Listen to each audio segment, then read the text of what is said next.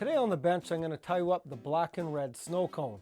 It's one of my go-to patterns in the spring, so make sure you have these materials ready before you tie the fly.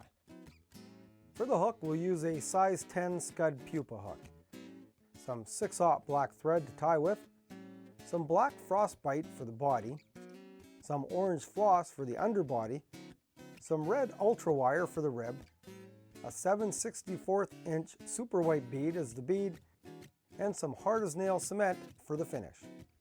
Now that I've tied my thread on, I'm going to take a strand of my red wire and just tie it in, and we'll keep this off for the ribbing a little bit later. Now I've taken a strand of my Frostbite, and you'll see on the Frostbite when you pull it, it stretches quite a bit. So it's fairly crinkly material. So when I'm going to tie it in, I'm just going to catch it in the body and wrap it back. And just tie it in down about halfway down the hook bend. And then I'm bringing my thread forward and I'm going to tie off because now I'm going to wrap in my floss.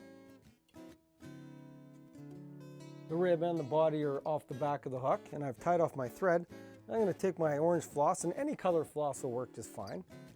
So I'm just going to tie it in. And the whole purpose of the floss is to build up the body.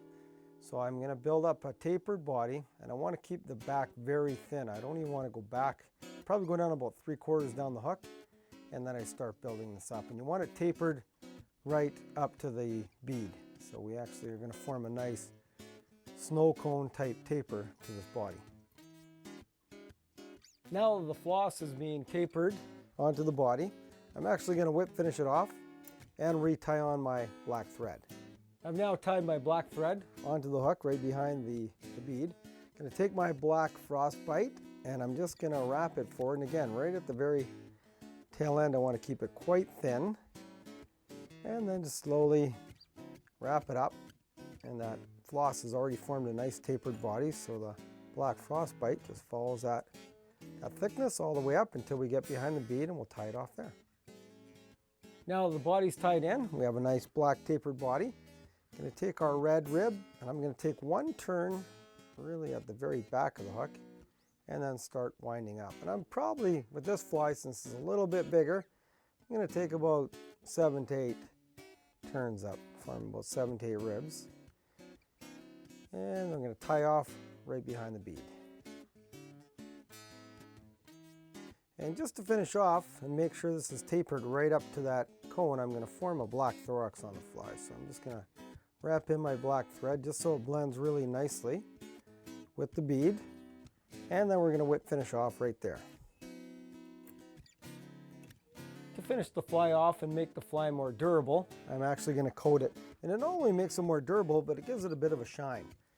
And it makes it look like a real live chironomid. So we're just going to put some hard as nail on here and cover it all up. So there it is, the finished Black Red SnoCone. As I mentioned on the show, it is my go-to pattern for the springtime, but the big thing you want to vary is the size. Start small in the spring, even go to a size 18 if you have to, and as it progresses later into spring and even into summer, get up to a size 12, even a size 10. To watch all our latest Sport Fishing on the Fly episodes and to order Sport Fishing on the Fly merchandise, head to www.sfotf.ca. And if you would like to book an adventure like this one showing, head to ontheflyadventures.ca and book yourself the trip of a lifetime.